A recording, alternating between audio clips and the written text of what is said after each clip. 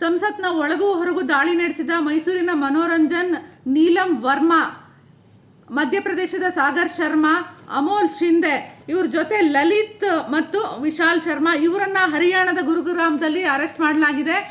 ಇಬ್ಬರು ಒಳಗಡೆ ಹೋಗಿದ್ರು ಸಂಸತ್ತಿನ ಒಳಗಡೆ, ಮನೋರಂಜನ್ ಮತ್ತು ಸಾಗರ್ ಶರ್ಮಾ. ಹೊರಗಡೆ ಇದ್ದಿದ್ದು ಅಮೋಲ್ ಶಿಂದೆ ಮತ್ತು ನೀಲಂ ವರ್ಮಾ. ಇವರು ಆಯಾ ಪ್ಲೇಸ್ನಲ್ಲಿ ಎಲ್ಲಿದ್ರೋ ಅಲ್ಲಿ ಕಲರ್ ಗ್ಯಾಸನ್ನು ಅಲ್ಲಿ ಸ್ಪ್ರೇ ಮಾಡಿದ್ರು. ಲಲಿತ್ ಮತ್ತು ವಿಶಾಲ್ ಶರ್ಮಾ ಹರಿಯಾಣದ ಗುರುಗ್ರಾಮದಲ್ಲಿ ಏನು ಅರೆಸ್ಟ್ ಆದರು. ಇವರಿಷ್ಟು ಜನ ಒಂದೇ ಮನೆಯಲ್ಲಿ ಜೊತೆಗಿದ್ರು. ಇವರೆಲ್ಲ ಕನೆಕ್ಟಿಗೆ ಬಂದಿದ್ದು ಹೇಗೆ ಅಂದರೆ ಇಂಟರ್ನೆಟ್ ಮೂಲಕ ಒಬ್ರಿಗೊಬ್ರು ಕನೆಕ್ಟ್ ಬಂದಿದ್ರು.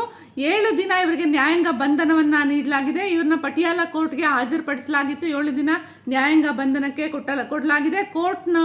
ಕೋರ್ಟ್ ಆವರಣದಲ್ಲಿಂದ ಬರಬೇಕಾದ್ರೆ ಮನೋರಂಜನ್ ಕೋರ್ಟ್ನಲ್ಲೇ ಮಾತನಾಡ್ತೀನಿ ಅಂತ ಹೇಳಿ ಮಾಧ್ಯಮಗಳಿಗೆ ಹೇಳಿದ್ದಾರೆ.